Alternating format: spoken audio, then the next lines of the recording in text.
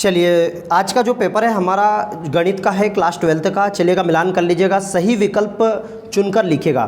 तो 2 × 2 कोटि के ऐसे अवयवों की कुल संख्या जिनकी प्रत्येक प्रविष्टि 0 या 1 होगी, तो इसका राइट उत्तर है 16।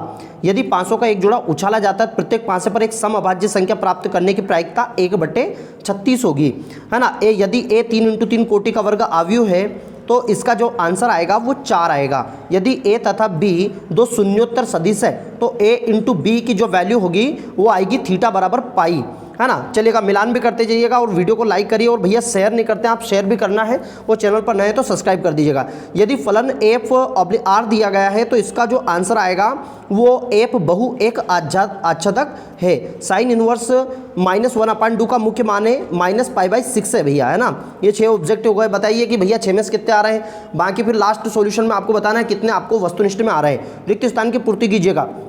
इसका पहले का राइट आंसर 1 है। cos theta minus sine theta cos theta का जो वैल्यू है 1 है। -x का अवकलज होगा -e⁻⁻x का इसका अवकलन होगा।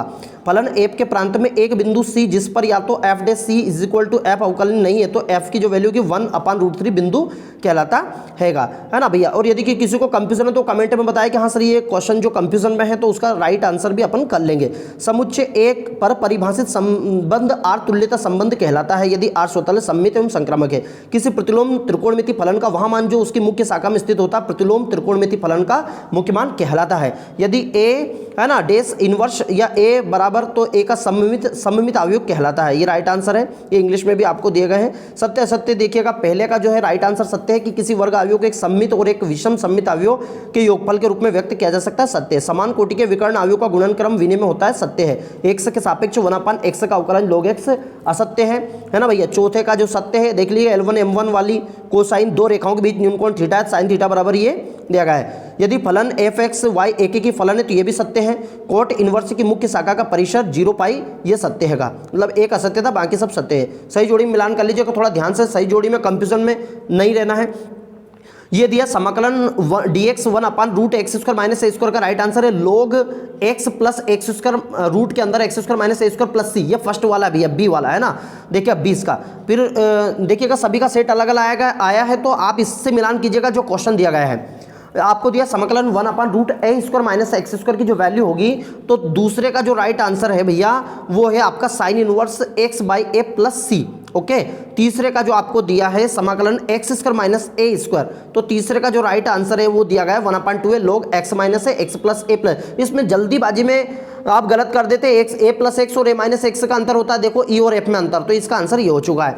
अगला है आपका चौथा 1/a² - x² का है, तो इसका समाकलन क्या होगा, तो 1/2 log a + x - x + c। ये देखो ये चौथा आपको दिया गया है।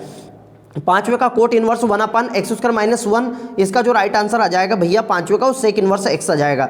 छठे का जो दिया गया है x² - a² की वैल्यू क्या होगी, तो जो छठे का जो राइट आंसर है वो आपको इधर आपको दिया गया है। छठे में देख लीजिएगा, शायद इधर लगाना भूल गए हैं, चलेगा, हाँ चलेगा। सातवें का पहला देख लीजिएगा, तो ये है आपका x² - a², तो इसका जो राइट आंसर है सातवें का तो वो ये है भैया x/2 x² - a² - a²/2 log x + a, ये इसका राइट आंसर हो जाएगा। ओके, तो चलेगा, बताइएगा राइट आंसर आपके कौन कौन सा है, एक शब्द में उत्तर दीजिएगा।